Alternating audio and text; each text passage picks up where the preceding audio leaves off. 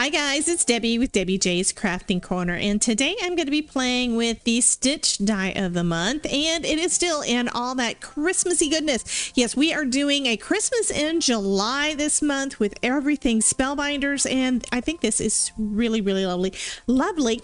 So I'm going to go ahead and get started on this. I've got an idea for the background, but I'm not sure if it's going to work. So I have seen some folks do kind of a stamping with dies, and I, to be honest, have not tried it myself, and I am really curious as to how this is going to work with the Lisa Horton Interference inks. This ink pad is blue, as you can see. However, on dark cardstock it goes to a gold, so I'm kind of thinking, I think I'm going to do this on some black and see how that one looks. I do know that this turns up gold on black, but I have no idea whether or not this part is going to work like what I'm hoping. So to make it a little easier for cleanup, I think I am using the Lisa Horton, actually the matte inside her Ultimate 2. I did happen to find that recently, so that was good. I didn't know where I had put the thing a little while back. I have no idea if this is actually putting any ink down or not. We are just going to give it a shot, and I'm hoping it's going to go mostly in those little stars, but we will just have to see how it does. So, okay, let me pick up my die, move this out of the way so I don't get the ink all over my hands, and I'm going to place this one down. Actually, I'm going to trim this panel down in half so that it is about the same size as the die. Because that's the thing, my die cutting machine will fit half of a sheet. It won't fit the whole thing at an angle like I would like to, so that's what I'm going to go with. Okay, we're gonna give this one a try. I have no idea if this is going to work, guys. And being gentle to hold it straight in place while I put it on my die cutting machine. And then we're going to run that through.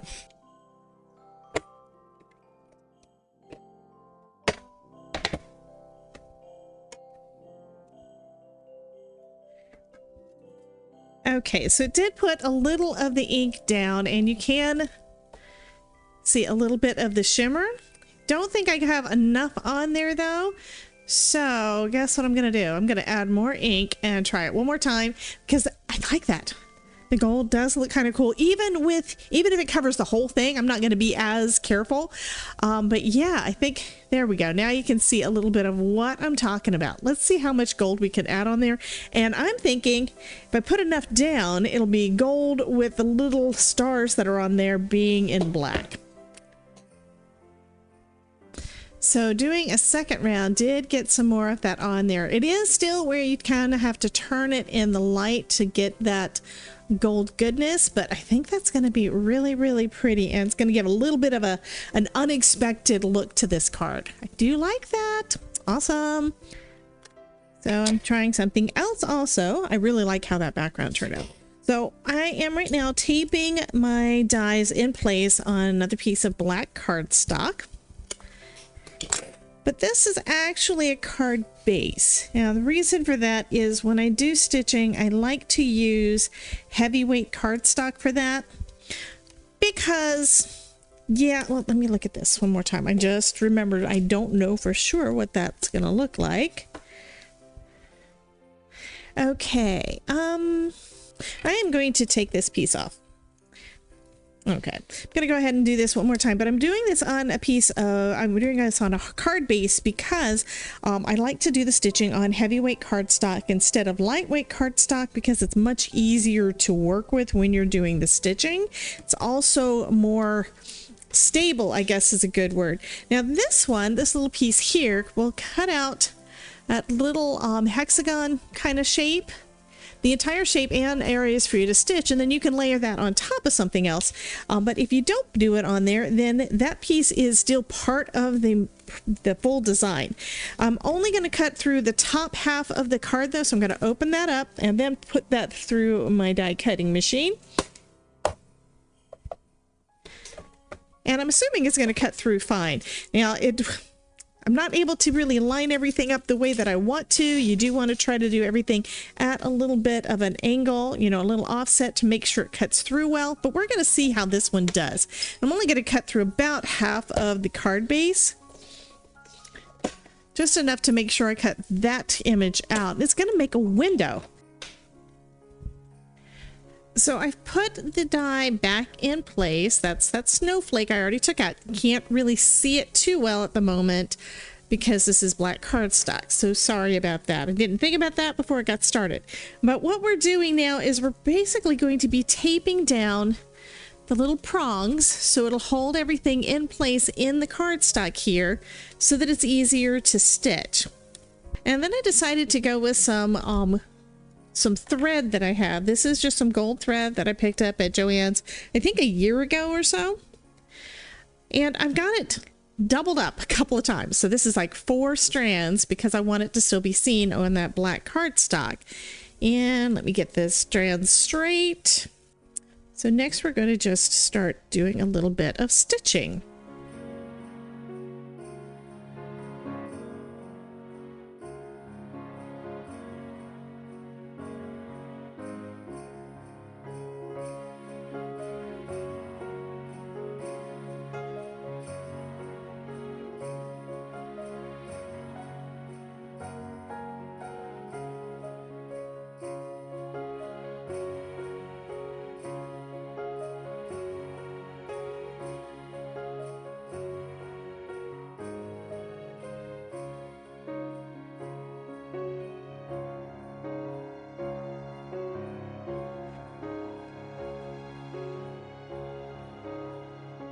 So this is turning out really, really cute. And I did start off with 4 strands going through. And then I decided I was having too much trouble trying to not get them all tangled. So I switched to 2. I'm just going through them, basically going through each of the stitches twice. But that still gives that real pretty gold outline for all of my snowflake. I love this. This is so pretty. This is the reason that I actually bought the thread to begin with. But sometimes it is a little bit difficult to get everything working the way you want. And this is just one of those things that comes with practice. And I need more practice. So I will be doing more stitched cards, and that's going to give me an opportunity to practice more with this kind of thing. Also, these are all of the little pieces. They don't really want to stay in place because they are just little slivers of cardstock. And I did have some trouble with my thread in the back. But again, it's just something that comes with practice. And we can always tie everything off and tape it down and all the things to adhere it down in place in the back of our snowflake. If I can get it to let go. It also tries to get attached to all of my other pieces that are die cut too. So it's trying to get a hold of all of those. Okay, it looks like I am done with all of the stitches. So I need to tie this one off. And let me just double check. Think I need one more stitch over this bottom one, and so we're going to go ahead and do that. Now, if you're using a floss instead of thread like what I'm doing, it's probably not going to be that big of a deal. But I just wanted to use this real pretty gold.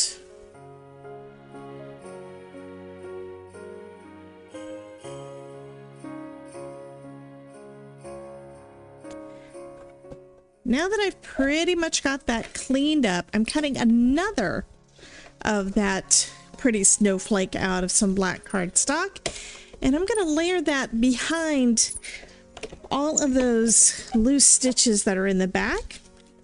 Now that's going to make this look just a little bit better, a little bit more polished, and add a little bit more dimension. So I'm placing my stitched snowflake face down. And I'm going to put some glue on the back and then put my second copy, my second die cut, on top of it.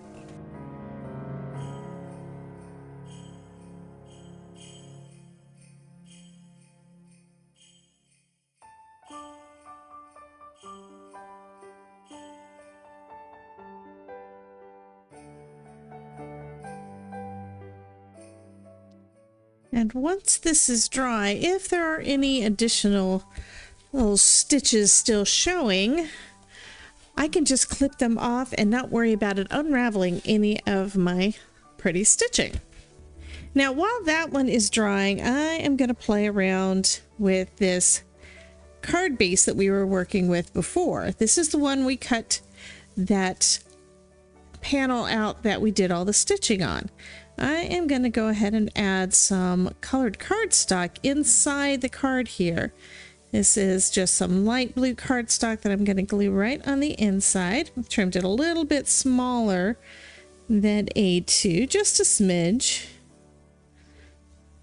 I'm also trying to make sure that I get all those little prongs that are between each of our little pieces of our snowflake so that it doesn't come apart, or that those don't lift. Don't really want those to lift. If I do get any lifting, I'll just come back in with some liquid glue and adhere them back down. Okay, so I've got plenty of glue on that part. I'm going to put my extra piece of cardstock inside the card and just fold that shut. And this one also needs a chance to dry. Also saved all those little pieces, those little black pieces that kind of pie shaped that were inside each of those little bits there. And so I'm just placing my stitch snowflake, and actually this looks really good. Maybe I'll do it this way. I think that I'm debating now because I've got a couple of different options. I could go this way, or I could go this way. Both are going to look fabulous. I think what I'm going to do is I'm going to put the, like what I was thinking before, is I'm going to put these little wedges in the little spots there, but it does give me an idea for another card for later, and go with my original thought of putting my gold snowflake on top of this one that I did with the interference ink from Lisa Horton. And I'm just using my snowflake here as a little template so I know exactly where those little pieces go.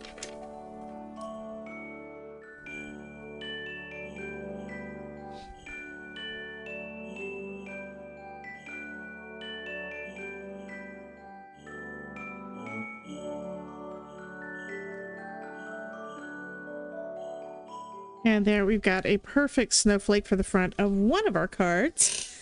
This one I'm going to put right there in the center, and it is going to have a little dimension because it had that second layer of cardstock. So let's go ahead and add this one down, and then we can work on our sentiments.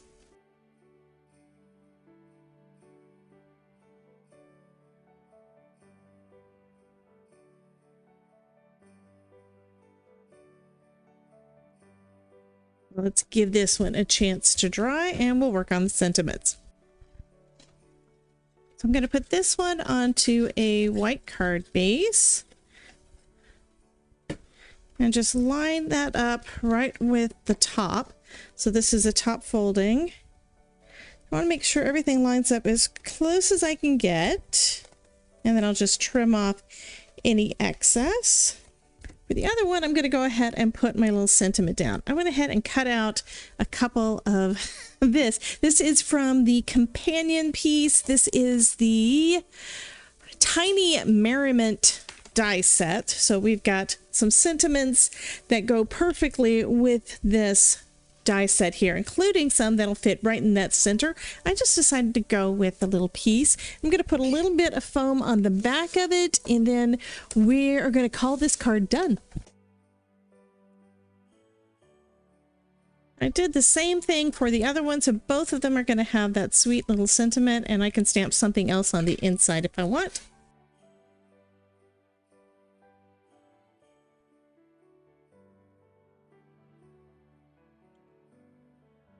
And that one is all done. So one is a little bit more complicated than the other, but I think they both turned out really pretty. And you've got a couple of different kind of options. This is going to finish up this video for today. You guys have a wonderful day. Be sure to check out this playlist to see some more videos where I'm using Spellbinders products, and keep your eyes open for the rest of my Christmas in July series. You guys have a wonderful day, and I will talk to you soon. Bye, guys.